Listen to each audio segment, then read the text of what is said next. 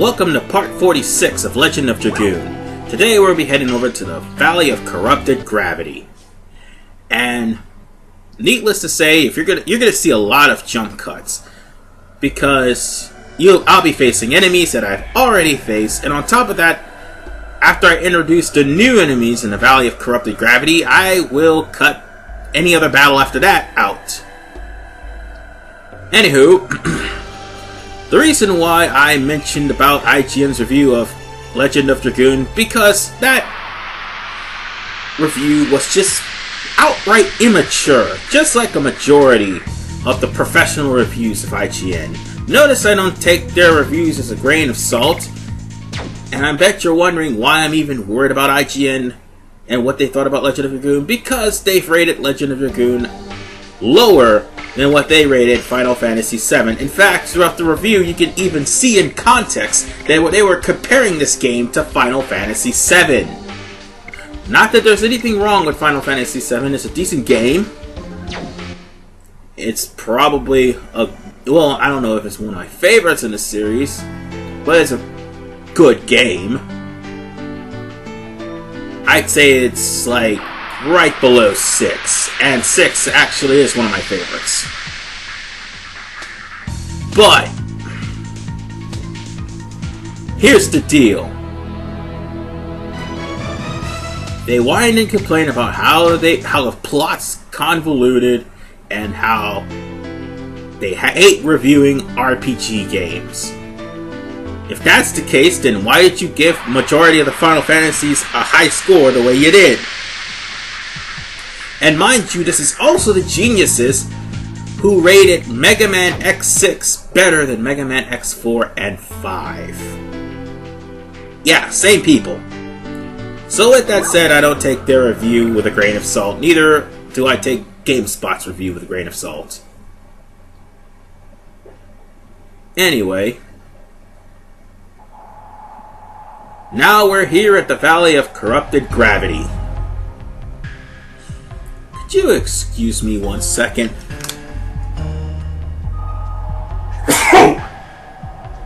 Oh, sorry, I moved my mic away from that one. Anyway,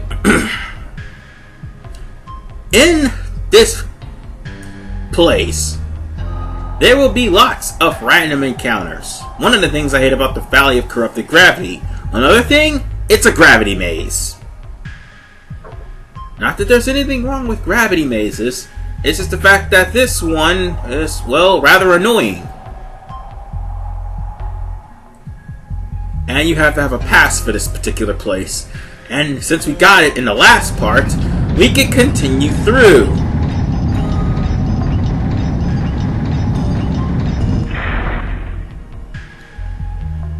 Mind you, this place is a good grind spot. I'm not going to go on a complete and utter tirade of why this place is one of my least favorite places, like I did with the Great Crystal of Virage, because even though some people actually did like the fact that I stated my opinion about the Great Crystal and most of the stages in Final Fantasy XII, there are some that actually hated the fact that I actually stated my opinion and dubbed it whining and bitching and constructive criticism. To those people, I say, you go through the Great Crystal of Virage and see if you don't tear your hair out. Anyway, what's happening right now was Meru was trying to have fun, and Meru thinking that it's going to be fun going through this area, but unfortunately she almost got crushed by a rock floating in gravity. And as the name suggests, there is corrupted gravity. And there's a reason behind that, and it'll show up at the end of the part. Spoiler warning, there is going to be a boss battle, just not in this part. That's going to be next part, actually.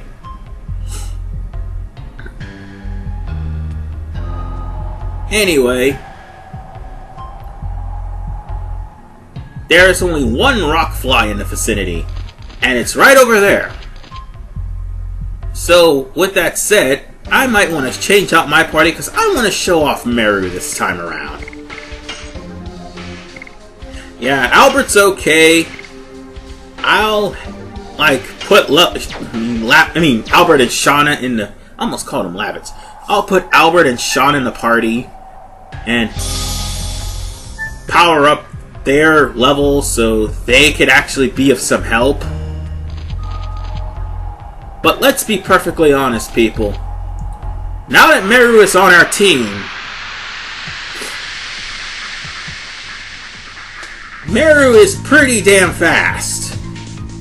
Granted, she's weak, but she's pretty damn fast.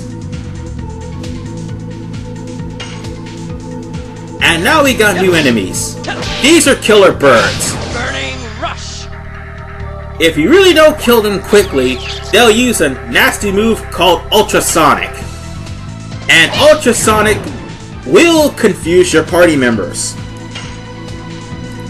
And the last thing you need is to be confused. Yay, my least favorite stat. Meanwhile, we have a fledgling phoenix that summons Rock to attack you. And yes, we'll be running into Rock in the same stage. These things can be annoying because sometimes you can miss them. Other times, you'll be able to hit them. But most of the time, they'll summon Rock, which will attack your party. Die. More and more. Meanwhile, at least this bird does not drain you of your health.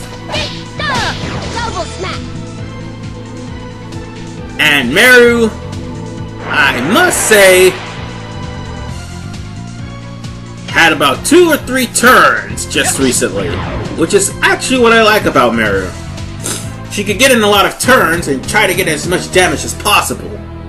But once she gets stronger weapons and once she gets faster, Meru can take as many turns as she likes, provided she doesn't run into a faster enemy. Of which she probably will later on. Meanwhile, it is a torrential maze just to get everything. And this is what you want, a speed up. Getting speed ups is a good thing. Or any sort of up, like speed up, attack up, defense up, magic up. Those are good things. I don't know if they have defense up or magic up in there. Or any other downs too, because they have infinite uses. However, you can only use them once per battle. And after that, that's it. They'll just be in your inventory for every battle. But you can only use them once. Double smack. Meanwhile, new enemies! Spiked Urchin. A Spider Urchin. Spider Urchins will put up a defense shield. Well, physical barrier, much like the Lizardmen. And on top of that, the Spider Urchin will randomly attack you. That's pretty much it. But Rock, on the other hand, we just got finished fighting a monster that can summon Rock. And as you just saw, Rock has the ability to stun your party members. This thing is rather annoying. Die. More and more. And they will go down after a few additions. But don't worry, we'll find the last monster here because it's also going to show up in this part. Believe me, you won't be able to walk 5 or 10 steps without getting into a random encounter. And you'll see that from all the editing. God, this place can be rather annoying. Oh wait, that's going the wrong way. I want to go over there. Nope, nope, wrong way. I want to go this way. Thank you. A sachet. I might want to keep that just in case I run into a rare enemy. Anyway, let's see if this is a new enemy or an old enemy. Let's see. Or an enemy we just got finished facing. New enemy, Dragonfly. Specializes in thunder attack. It has no elemental weakness. Actually, it's a dark type monster, but it specializes in thunder attack. Shana will probably get hurt badly dealing with this guy, but at the same time, Shana may do more damage to him. As I said, he specializes in thunder magic, and his physical attacks are nothing to sneeze at, especially when he hits Shana.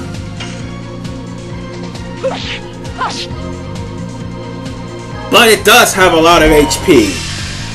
And there's the thunder magic. God damn it. At least Shana will be able to survive the magic. I can't say the same for the physical attacks. Anyway, that's pretty much all the enemies you'll be experiencing here.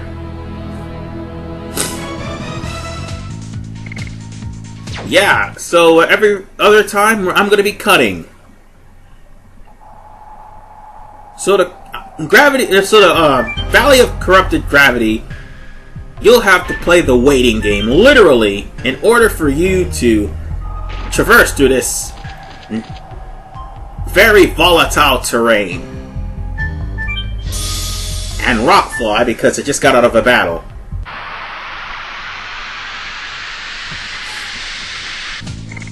And I cut out another battle. Good.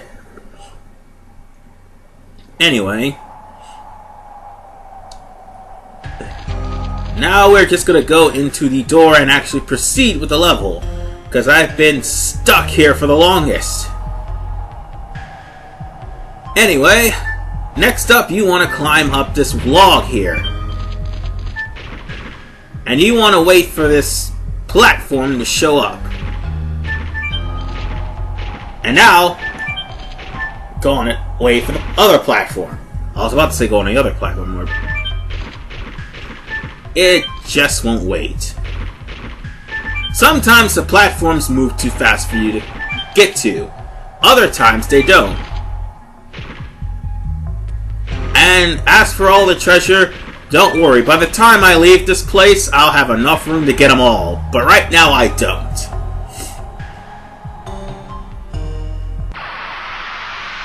Ugh, another random encounter. Jesus Christ.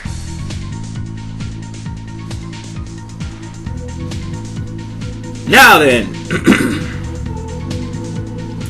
I hope I could skip this battle. Or I hope I did skip this battle. Yes, I did, actually. I think I didn't cut that out well enough. Oops. Yeah, that was terrible cutting on my part. Anyway, where we need to go next is for that floating platform to come down to your level. And just standing idle also attracts enemies. Can this platform not be any slower? Alright, now then, next you want to go to that platform right there that's floating up and down, other than the one I was on. You want to wait for this platform to show up right here. Now just go around the bin, and where I'm actually leading you is an important item. Or more like an important equipment, and you might want to wear this because later on we're going to run into a boss that's going to have... Wow, I terribly cut that one. Jesus Christ, I need to work on cutting. Yes, it's just like... And then they die.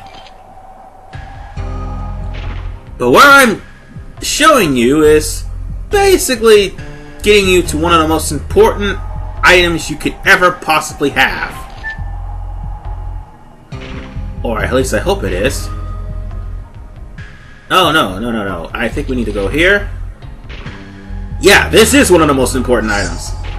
And that's a talisman. Talismans are godsends. Why are they godsends, you ask? Because talismans will pretty much protect you from instant death. And there's probably several enemies, actually, now that I think about it, at least 4 or 5 that uses instant death. Having a talisman may be it's a good thing actually.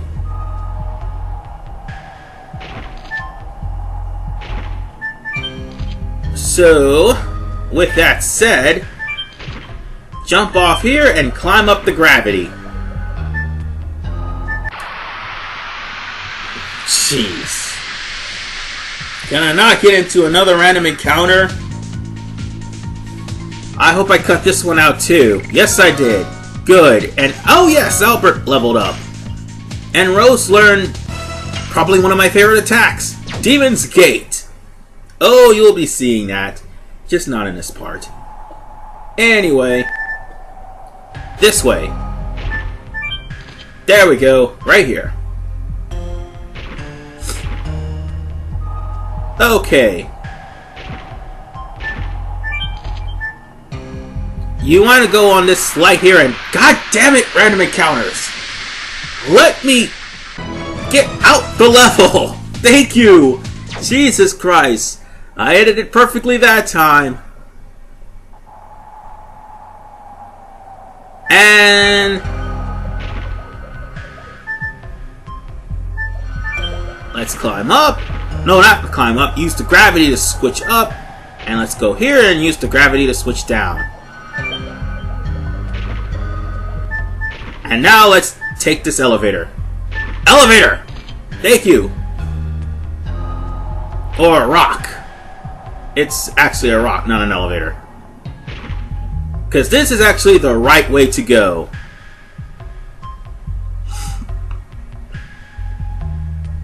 Because this will basically lead us to the next destination.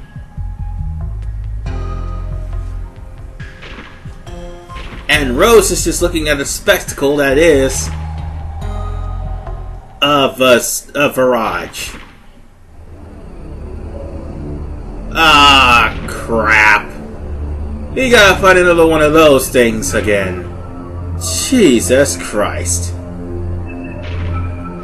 No, but this Virage is different than the one we fought in Volcano Velude. Oh no! This one is actually known as the Super Virage. And Meru is wondering what the heck is it. And to make things worse, that Virage may be responsible for the gravity being corrupted.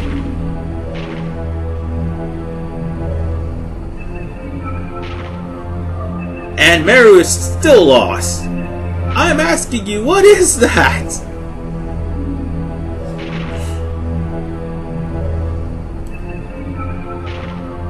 It might be the real cause of the distortion of the valley. You think? Wow, that's scary. Uh-oh, Shana's having one of her plot armor flashes. She's hearing the voices. She hears voices in her head. They talk to her and she understands. She talks to them. I'm just kidding. But anyway, Meru still makes it a point to remind everybody that we need to go on to our next destination. Even if it means fighting that thing.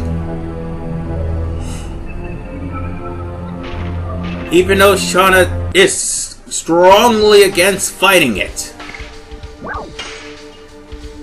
But for right now, let's heal everybody, because what we're up against is going to be a very powerful monster. So,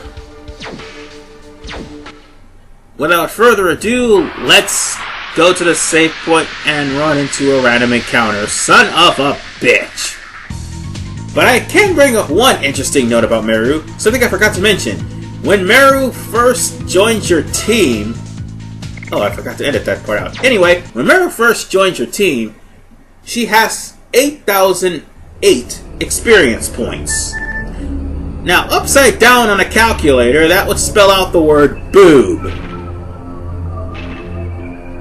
I'm not kidding. That's the experience points she has. Pretty sure everybody made the joke, but it's true.